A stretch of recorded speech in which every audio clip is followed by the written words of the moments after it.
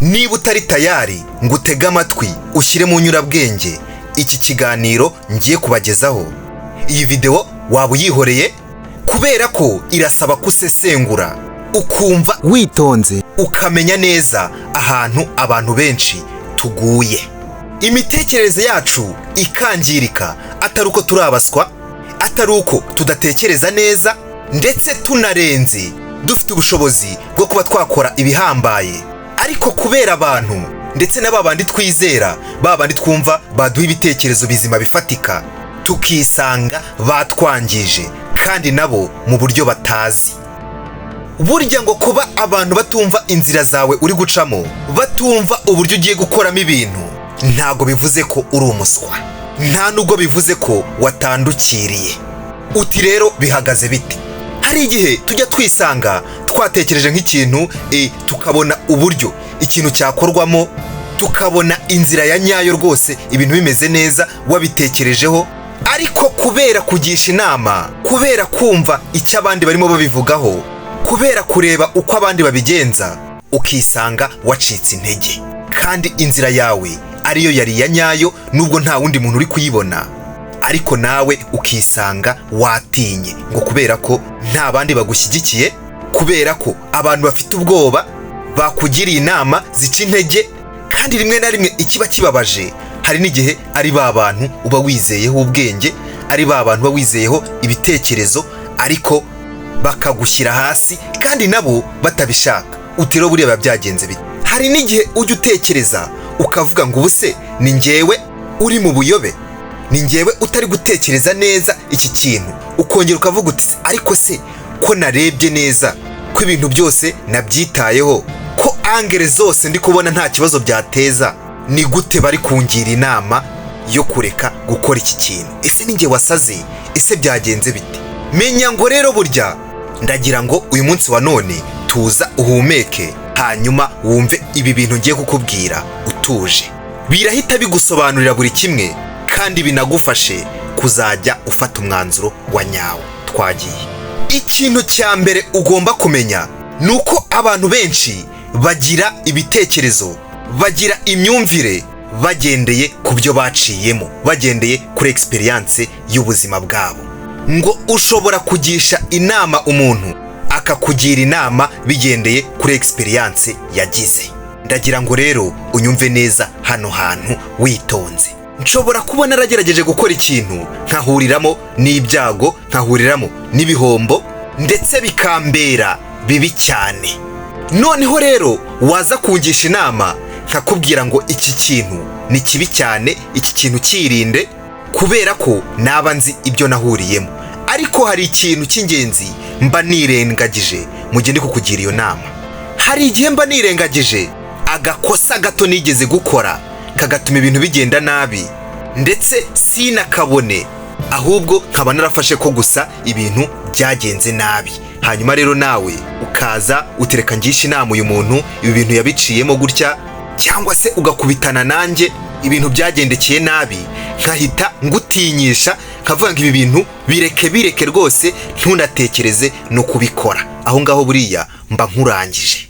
Ikintu cya kabiri ugomba kumenya ni uko abantu benshi muri rusange dukurikira inzira ziri rusange, tugakora ibintu bisa, mbese ibintu bya rutine. Ni ukuvuka, tugakura, tukajya ku ishuri, bikarangira tugashakisha akazi, tugakora mariage, tukareba uburyo twahama mu kazi, tukabona pansiyo, tugasaza, ibintu bikarangira. Ugasanga rero twese, hafi ya twese tugendera mu bintu bya rutine.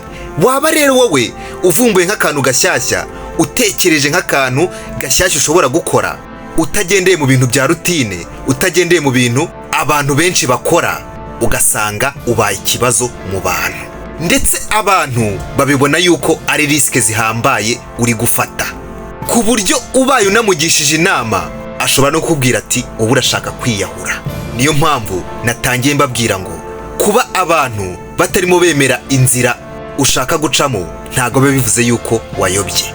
Buriya uzanacunga urebe abantu bakoze ibintu bidasanzwe ku isi, ni ba bantu baciye mu nzira za bonyine, inzira zitangaje, inzira twese kuri iyi si tutakwiyumvisha. ariko agafata risike akayicamo iyo nzira kandi akazagera ku bintu bihambaye. Ikintu cya gatatu ukwiye kumenya rero ukanitaho nuko buriya hari ukuntu ushobora guhura n'abantu batakumva, batari kuri level yawe y'imitekerereze. Ibyo bintu bigahita bigusubiza hasi.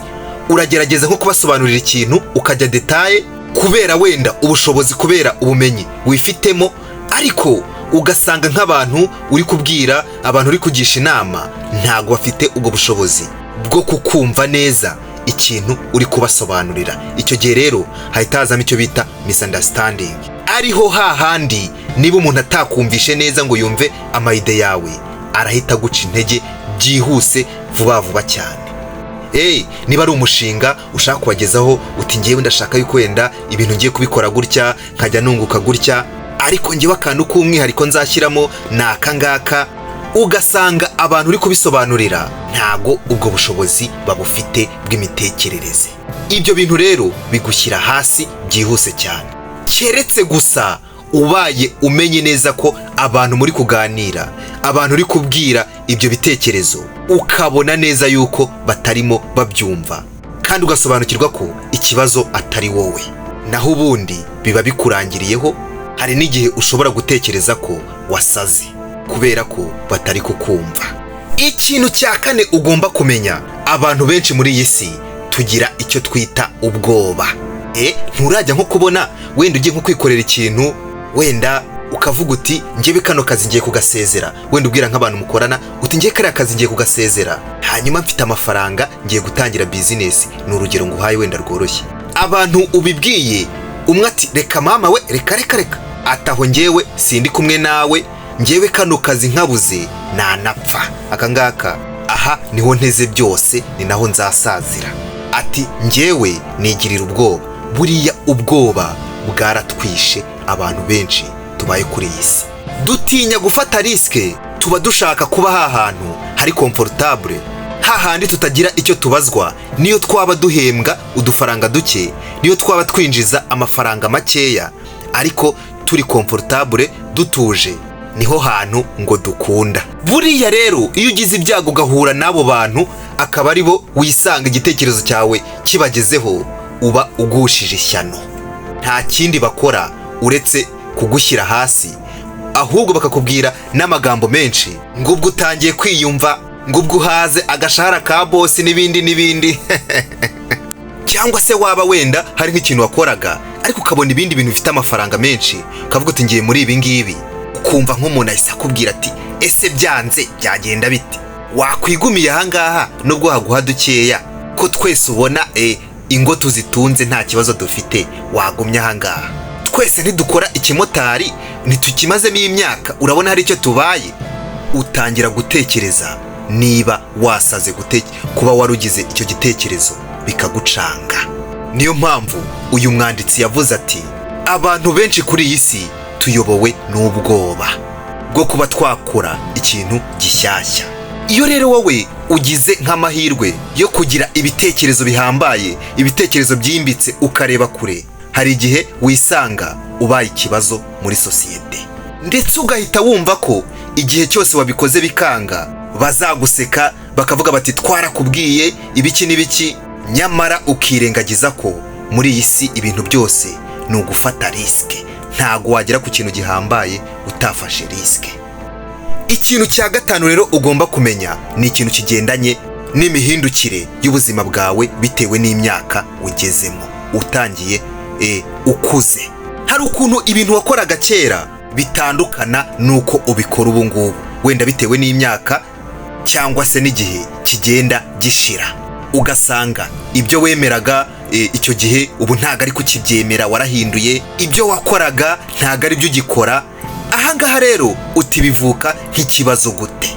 Hari nk'igihe uba ufite nk'ikigare, abantu mwakundanaga, mwahoranaga, bagatangira kukujajinga bati ubundi kera wari umuntu urenze, wafataga imyanzuro uhubutse, ntago watekerezaga, iyo twakubwira ngo ukore ikintu wahitaga ugikora, iyo twapangaga gahunda nta no gutekereza kabiri, wahitaga tugenda, twararyoshyaga tukangiza amafaranga, ibintu bishyushye rwose hashya, none turabona warabaye idage nta kigenda cyawe, bikaza kurangira ubaye ikibazo muri sosiyete. Iyo rero utitonze neza, iyo udakontorera amarangamutima yawe, uza kwisanga uvuze uti ahari nasaze. Wa mugani, kubera iki nahindutse? Kubera iki bagenzi banjye twari turi kumwe bari kumbanamo umuntu utandukanye, ubu ngubu si njyewe kibazo?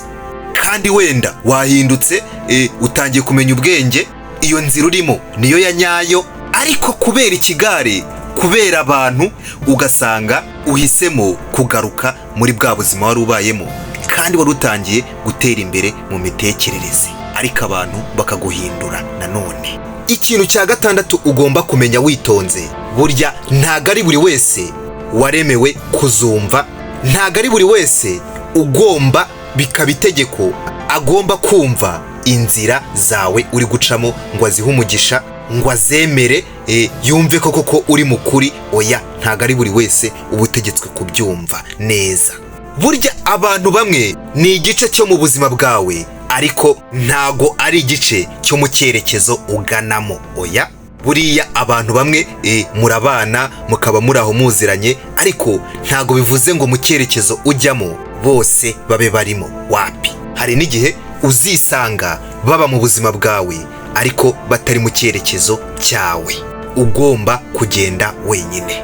Mu by'ukuri bashobora kugufasha, bakaguha sapoti rwose, ibintu bikaba byiza, ariko ntago ari ngombwa ngo buri gihe babe bumva icyerekezo uganamo ari ikihe. Ibyo ngibyo ntacyo bitwaye. Kandi menya ngo ukuri ntago gushingiye ku mubare, ngo uvuge ngo ubwo abantu benshi bemera iki ngiki ngo niko kuri. Oya, niba hari ikintu cya mbere ukeneye kwiga, ni ukwiga kwizera ibitekerezo byawe. Tangira wimenye ibyo ukunda, wige gufata imyanzuro ugendeye ku kiri ukuri. Buriya narababwiye ngo niyo wagisha inama, kirazira kikaziririzwa ko umuntu agufatira umwanzuro.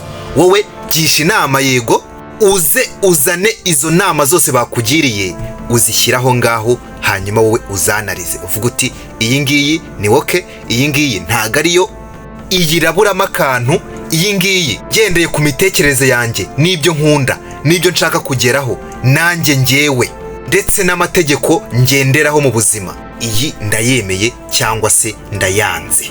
Ubundi uwo niwe muntu urenze. Ndetse aho ngaho niho confidence, kwigirira icyizere, niho bihera. Ikintu cya karindwi ugomba kumenya, ni icya karindwi, nuko urimo urubaka inzira yawe. Wishaka ibintu byo gukopiya cyangwa se ngo wigane inzira y'abandi, kuko buriya ikintu uri gukora nuko urimo urubaka inzira yawe. Nta bintu byo kwigana inzira y'abandi ngo ugende buhumyi. Aka ni akandi kantu ugomba kumenya. Burya ikintu cyose uzakora, ujye ukijyana ku murongo, ujye ugitwarira mu murongo w'uwuriwe, apana abandi. Ingibi bizaguha courage, bizaguha imbaraga undi muntu wese atigeze abona. Ndetse kandi uyu mwanditsi akomeza agira ati, burya ikintu buri kwiga ni uguhagarara ku myanzuro yawe ubwawe, niyo yaba abantu bose batabyumva, ahubwo barimo baguhata ibibazo batakumva. Ibi ngibi kandi ngo kuba wenda wumva utari comfortable, bikiguteye ikibazo, wumva kirimo urujijo, ngo nta kintu bitwaye, kubera ko urimo uriga, urakiga guhagarara ku mahitamo yawe, kandi nyuma na nyuma bizakubyarira ikintu cy'agatangaza cy'akataraboneka, nubwo bwose bisa nkaho waciye mu ntambara nyinshi nta muntu kumva. Icyanyuma aragira ati, urimo urahinduka umuntu utandukanye n'abandi, kabone nubwo waba utari uwa mbere, waba utabarusha bose, ariko urimo urahinduka umuntu utandukanye, urimo urahinduka wowe ubwawe. Ushobora rwose kuba n'ibintu ukora atari wowe wa mbere, ndetse utanarusha abantu, ariko kubera ko ibyo uri gukora ari wowe ubwawe, ari ibitekerezo byawe, ari ibintu ushaka bihuye n'amahame yawe, ubikoze mbese mu buryo bwawe, ukaba uri umuntu urenze. Aha rero bakomeza batubwira bati, hari igihe kizagera, hari igihe gishobora kugera ugasanga wenda utangiye gucika intege, cyangwa se uribaza ibibazo, ariko ngo banza umenye iki kintu nanone, nta muntu n'umwe uzagera ku ntsinzi atabanjije gusa nkaho ajya hasi. Kandi uzarebe burya niyo ugiye gusimbuka ahantu urabanza ukigira inyuma ukiha umwitangirizwa, ubundi ukaza ufite imbaraga ugahita usimbuka. Ngo rero buriya nabyo kuba wahuriramo n'utubazo tugiye dutandukanye n'uducarenji, ntago bivuze ko ba bantu bavugaga ukuri, ntago bivuze ko ba bantu baguciye intege bagutsinze. Oya, ahubwo hatana ubundi utegereze igihe cya nyacyo kizagera ushayininge. Niba ubu butumwa aricyo bugufashije, kora subscribe. Narababwiye ngo iyi niyo channel yonyine tugiye kujya twungukiraho byinshi mu buzima bwacu bwa buri munsi, kandi n'ibitekerezo byanyu biba bikenewe cyane dukomeza tuganira muri comment. Ciao, bye bye. Reka duhure mu bindi biganiro bikurikiye.